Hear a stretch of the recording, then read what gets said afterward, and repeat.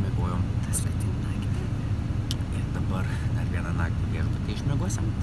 Atiduosim šiandien mašiniuką ir varysim į namus. Bus pabaigtos atostogos Islandijoje. Jau vakar sudarinėjom planą, kiek reikia tom atostogom sutaupyti. Prieš grąžinant reikia biškį nuplauti mašiniuką, nes vakar parodžiau.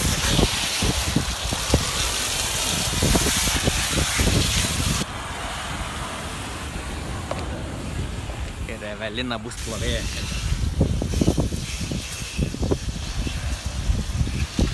Dabar dar reikia įdėti muziką Satisfaction. Baigėsi atostogos beveik. Skrendam atgal keliaujam. Grąžinti Happy Camperim. Happy Camperis buvo, ne? Most of the time. Nu, Evelina tai nesiskundi, bet jau mėgojom kemperį. Tačiau atvažiavom dabar, čia vienas mūsų kemperis ir kemperių. Bele keik.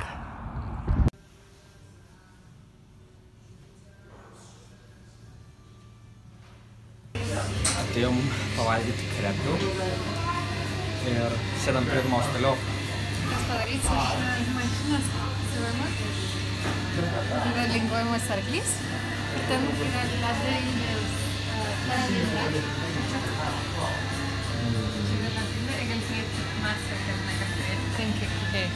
Dešimt rutuliukų ledų. Paskutinis vakaras paskutinis salytis. Ir aš čia pažiūrėjau, sakau, o, net per brongė, 14 svarų. Už vieną mažiuką ir vieną didelį. Tai grįžtam į Angliją ir organizuosiu to the pub club eiti alaus. Švęsti pigaus alaus. Bet labai smagiai atostogos. Jau viskus susipakavom ir to iškardam. Vajo. O pirmenį darbą? Aš pasakiau vajo, čia beveik apvajai ir valio. Taip. Vajo. Vajo. Ką buvo įdomi bari? Prien tokia mergatė ir sako, labas vakaras, kaip alus. Ir mes taip pasimetėm, sakom visai skans. Ir paskiau nusišypsavo, taip jau pasijaukėm, tai buvo iš pradžių visai keista, o paskiau ant prienų ir sako, iš kur jūs? Sakom, mes iš Plungės, sako mergaitė, aš irgi.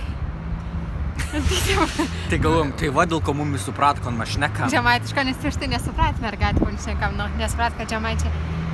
Tai visai įdomi, bet ir keista tau pačiu. Kokį didelį plungį, ne? Kaip vis? Jo, tai... Vis tau ir daug plungiški. Visur gali sutekti žemaitį. Jo, sutiksim visur žemaitį, ypač bare. Taip. Taip.